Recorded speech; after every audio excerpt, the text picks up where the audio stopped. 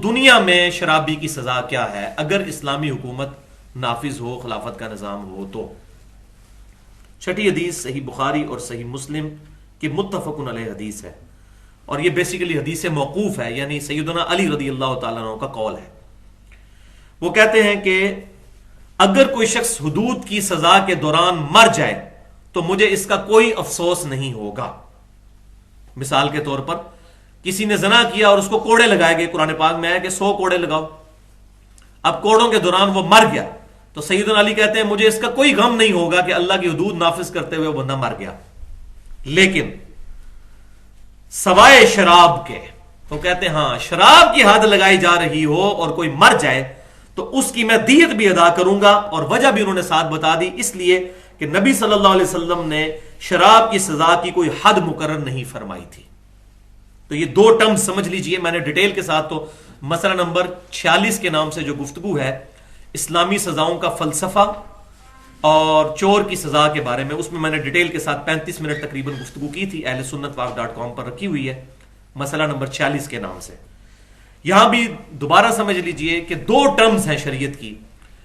پہلی چیز ہے اس کو کہتے ہیں حد یا حدود، اس کی جمع، یعنی شریعت نے جو سزائیں مقرر فرما دی ہیں، جیسا کہ زانی کی جو سزا آ گئی سورہ نور کے اندر کہ جو زنا کرتا ہے 100 کوڑے لگاؤ، زنا کرنے والے مرد کو بھی اور زنا کرنے والی عورت کو بھی۔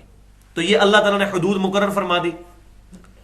اسی طریقے سے سورہ نور میں ہی آگے چل کر آتا ہے کہ جو کوئی کسی مسلمان عورت پر، پاکیزہ عورت پر تہمت لگائے اور پھر وہ گواہ نہ پیش کر سکے، پھر اس کو جو ہے وہ 100 کوڑے لگائے جائیں کہ اس نے ایک پاک دامن عورت کے اوپر تہمت لگائی ہے زنا کی۔ تو یہ حد اللہ تعالیٰ نے بیان کر دی، اس کو کہتے ہیں حد یا حدود۔ چوری کی بھی حد آئی تھی اسی سورۃ المائدہ میں کہ چور کے ہاتھ کاٹے جائیں گے۔ اسی طریقے سے فساد فی الارض کرنے والے جو ہے محاربے کے تحت، اور اسی کانٹیکسٹ میں نے مرتد کی سزا کا مسئلہ بھی مسئلہ نمبر 45 کے نام سے اہل سنت پاک.com پہ اپلوڈ ہے، وہ بیان کیا تھا۔ وہ بھی حد اللہ تعالیٰ نے بیان فرما دی ہے۔ لیکن کچھ گناہ ایسے ہیں جن کی دنیا میں اللہ تعالیٰ نے سزائیں مقرر نہیں کی، بلکہ وہ تعزیر، یعنی وہ قاضی کی ثواب دید پر ہے۔ مثال کے طور پر کوئی لڑکا گلی محلے کے چوراہے پر کھڑا ہو کر لڑکیوں کو آوازیں کستا ہے یا تنگ کرتا ہے، تو اب اس کی قرآن و سنت میں تو کوئی سزا موجود نہیں ہے۔ تو اب یہ معاملہ جب عدالت میں پیش ہوگا تو پھر قاضی کی ثواب دید پر ہے کہ وہ اس کو کیا سزا دے۔ وہ یہ سزا بھی دے سکتا ہے کہ اس کو اسی محلے میں اس کا منہ کالا کر کے گدھے پر بٹھا کر اور گلے میں جوتیوں کا ہار پہنا کر 2 چکر لگوائے جائیں، یہ سزا ہو سکتی ہے۔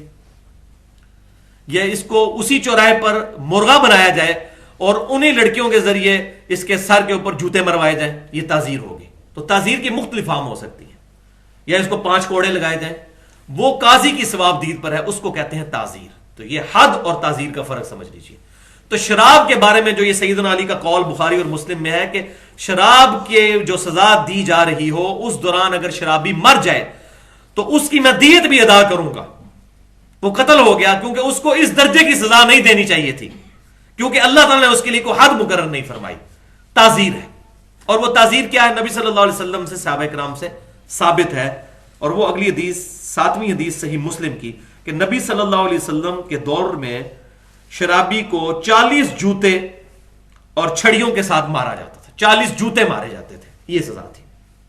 اور مختلف بخاری شریف میں اور الفاظ موجود ہیں، ٹہنیوں کے ساتھ مارا جاتا تھا، مختلف قسم کی جو ہے وہ سزائیں آئی ہیں، وہ تعزیر ہے، وہ کسی قسم کی بھی تعزیر ہو سکتی ہے۔